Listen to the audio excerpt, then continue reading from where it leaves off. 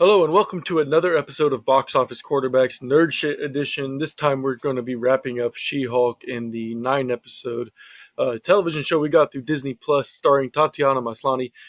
With me is my good friend Ahmed. Ahmed, how's it doing down there in Houston? It's way too hot up here in Seattle right now. Supposedly there's going to be a cold front, so I'm looking forward to that. And I'm fighting a cold right now, so I got my tea with me. So if I don't How did you get a sound, How how did did I you get get a a cold? cold in the I have humidity? I have no idea. I wish I could tell you, but it's also flu season, so Yeah, that is fair. That is fair. But let's get down to brass tacks, as they do say in She-Hulk, and hit the road running because I want to talk about this finale. This finale was different. It was interesting. It was fun. It actually gave some closure to some things to me, and but also opened up for a season two and possibly even a feature film. Overall, I think this show gets a lot of flack from a very specific group. Thou that which the name shall not you what is it? How do they say it in Harry Potter? Thee who shall not be named. they who shall not be named. They who should not be named in this case. Um, but that is a very obvious group that is the main villain in this show, and I think that makes sense for kind of the theme they were going for. What about you, Ahmed? It completely came out of left field for me, and I loved that that was the approach because she's not your typical superhero, and obviously, someone like her who is successful, young and single and attractive, she's gonna get some flack from people. I mean, even Miss Marvel herself got some hate because she was South Asian, um, in addition to being a little girl. But I like that that was a villain, but I think I disagree with you on the whole part of closure, just because I felt like it was so open-ended, and then I guess we'll get into it later, but the whole rewrite kind of confused the hell out of me. Okay, yeah, we'll get to that part later. Um, but I can see how you say it was open, and there was a lot of things that were unanswered. But I feel like we got a lot of good stuff from this show. I feel like we did get a great law comedy. For example, two of my favorite actors in this show are my characters: Ginger Gonzaga as Nikki Ramos and Josh Tagata as Pug.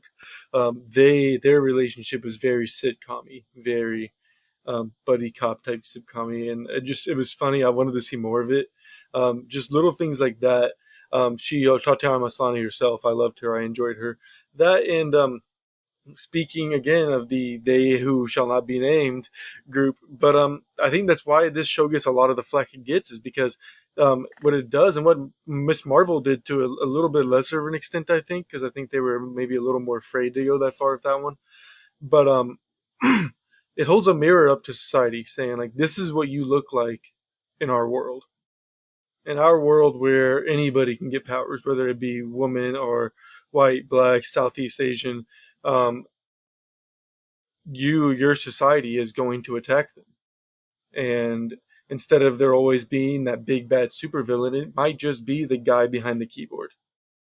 It Yeah, might just be that guy. So, and sitting I in think that's someone's why it gets a basement. lot of flack because a lot of people who do like this kind of content, there is a good amount of people who probably, I guess, subscribe to those beliefs, and they get a lot of flack whenever they have to look in the mirror and they see what they look like.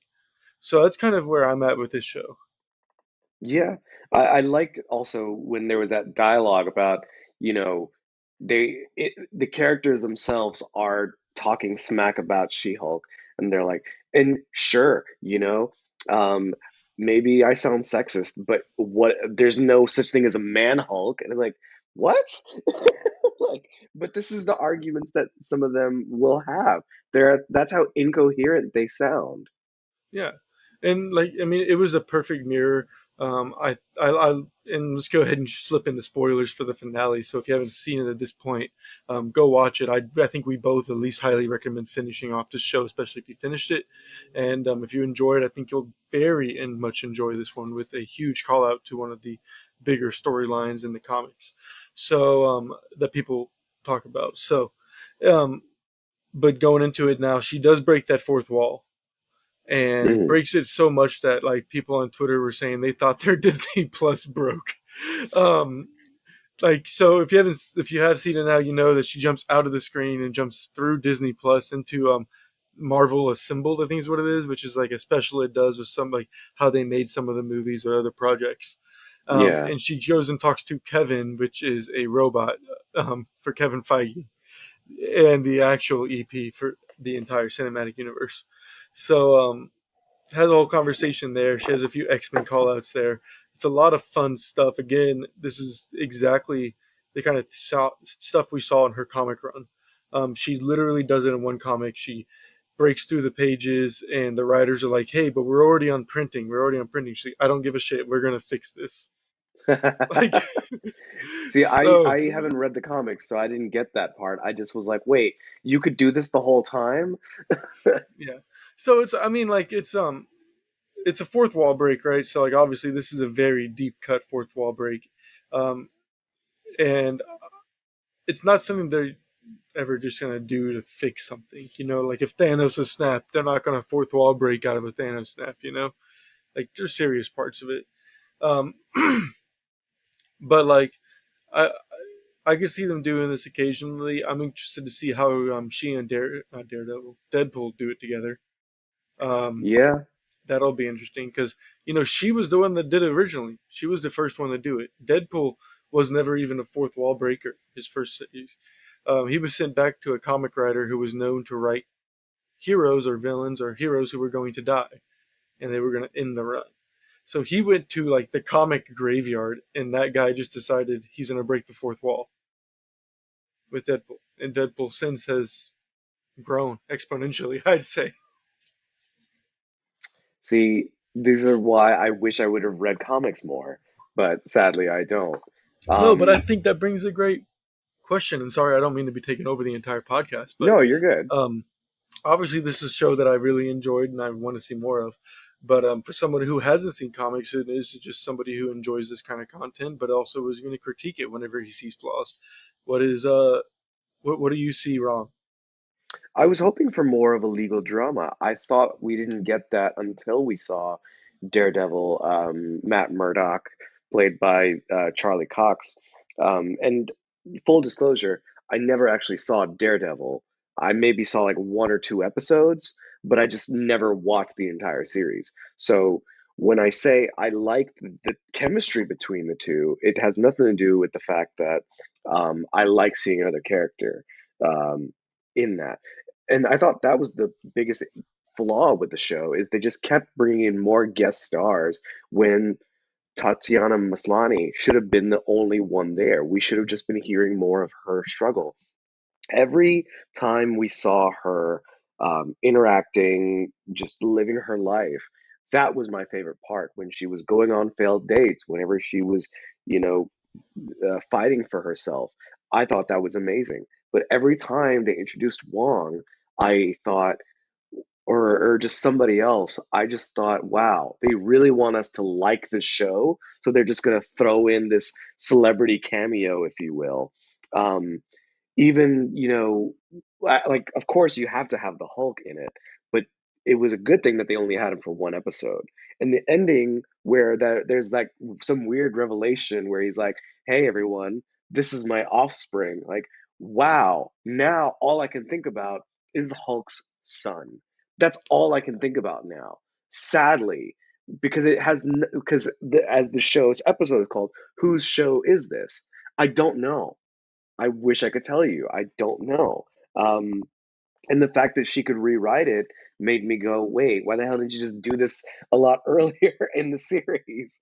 Um, but yeah, I did it. I did like the show, but I just would have liked to see more of her. I would have liked to just see more of like how she grew as a lawyer, as a superhero, whatever. I can see that. I cannot. I can. I think I can agree with it. Um, let's go ahead and walk into our favorite characters. Then I think me and you might be the same with our number ones, being Tatiana Maslany. Um, but some of the other characters I liked, I mentioned Nikki Ramos and Pug. I did enjoy Charlie Cox because I loved seeing Daredevil be a whore and have to do with Walk of Shame. even though it was really more like a walk of fame for him. He seemed to very much enjoy that. Oh He yeah, almost high fived that girl. Um, he did. and I think I'm gonna go with Tim Roth's Abomination as my last one, as my top actors for this show. I think my top would have to be. I was kind of hoping to see a little bit more of Jamila Jamil, who plays the villain Tatiana, which completely blows my mind since one of them is named Tatiana, but her real name is Tatiana. You know what I mean? But Yeah, I would have really liked to see more of her because it just seems like they didn't do enough with her character, and especially if she was supposed to be the villain. Um, I would have liked to see more of that. But she didn't get enough screen time, and then they just kind of threw her in. They literally just threw her in the final episode, and I just feel like as someone who's kind of got like a minor crush on Jamila Jamil, we got robbed. yeah, she was actually one of my least favorite. Because they didn't do enough with her character, Gerald. If they I would mean, have, I like her like I like the actress, I do, because I loved her in, what was it, The Good Place. yeah, she did an Um, amazing job. and so I was really looking forward when but then I agree. Like, it was the weakest part of the show for me was Titania's storyline. It didn't. Titania, Yeah, Titania. it just didn't. I don't know. It just wasn't that exciting to me. When she tried to sue She-Hulk, and like I liked the fact that we got back in the courtroom, and I liked all that stuff. Um, Hmm. it was just also like I don't know what I was expecting, but Yeah, Titania seemed almost a little overacted, which surprised me for Jamila Jamil. yeah. Um, so I wasn't a huge fan of her for that reason. Um, but I digress. But I guess we'll go ahead and go with one of our, I guess, favorite scenes and or episodes. If you have a whole episode that you thought was your favorite, for me, my favorite was just the whole fourth wall break at the end. Um, just the Easter eggs we got, the fun we got. I guess some of the personality we saw from her, standing up for herself, what she believes in, and everything.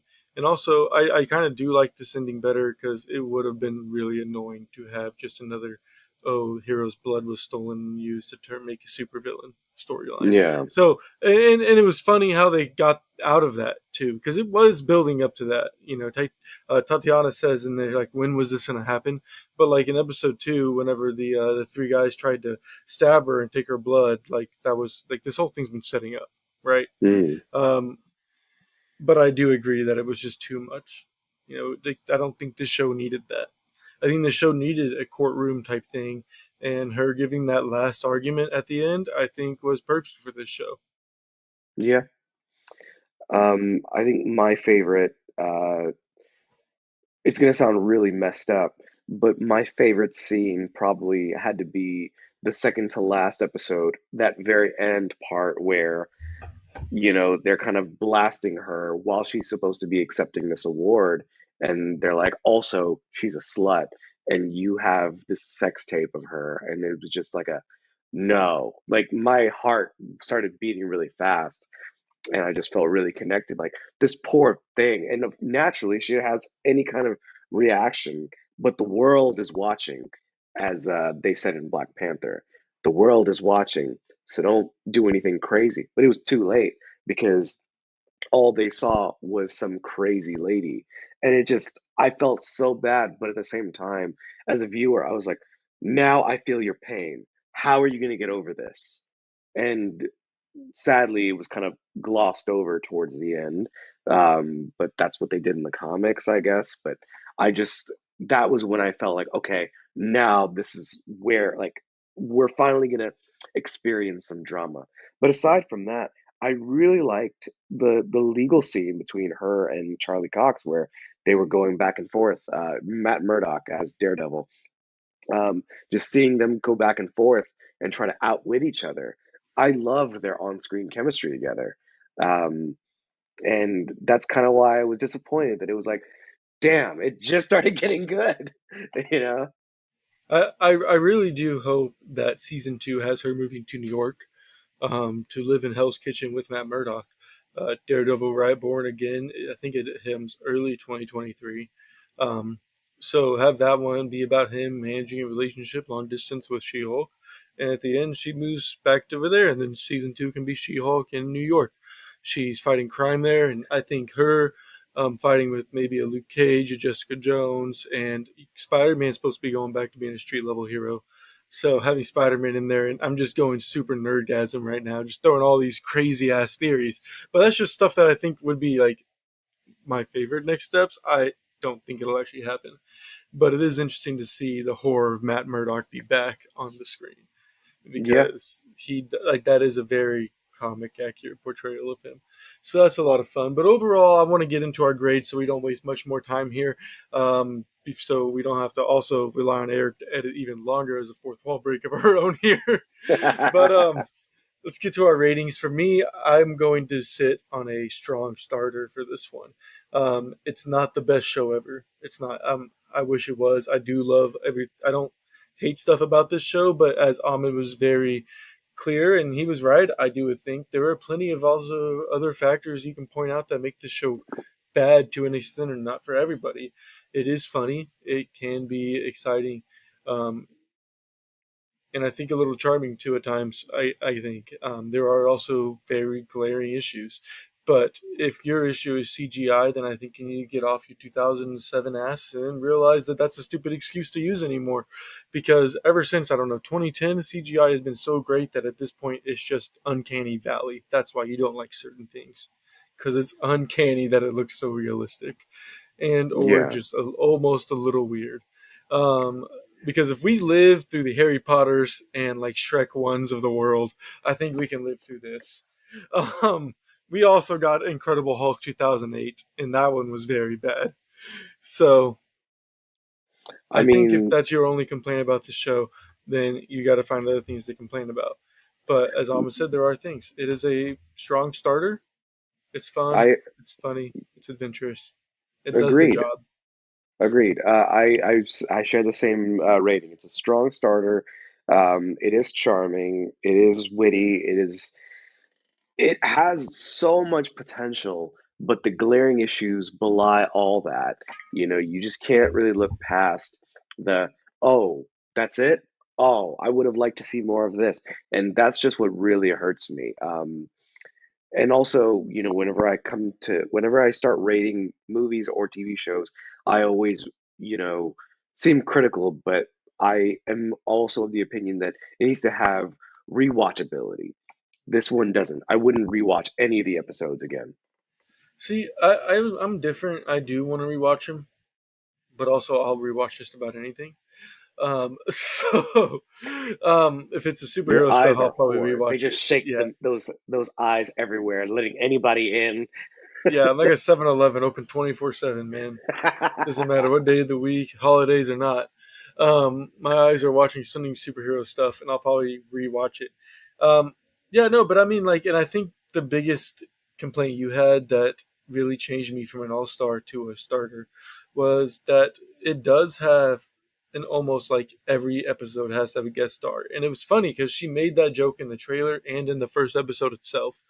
So like and while I love the special guests or the guest stars, they're like I said, the only one I didn't like was Tatiana that much. Titania, the other ones were great. Charlie Cox was fucking fantastic, but it does like as a show for She Hulk. There are times where it's like, can we get back to the She Hulk drama? So Yes. it's a strong starter for me. Um, Nearly an all star just because that is a very good complaint, and for a lot of people, that's going to get on their nerves.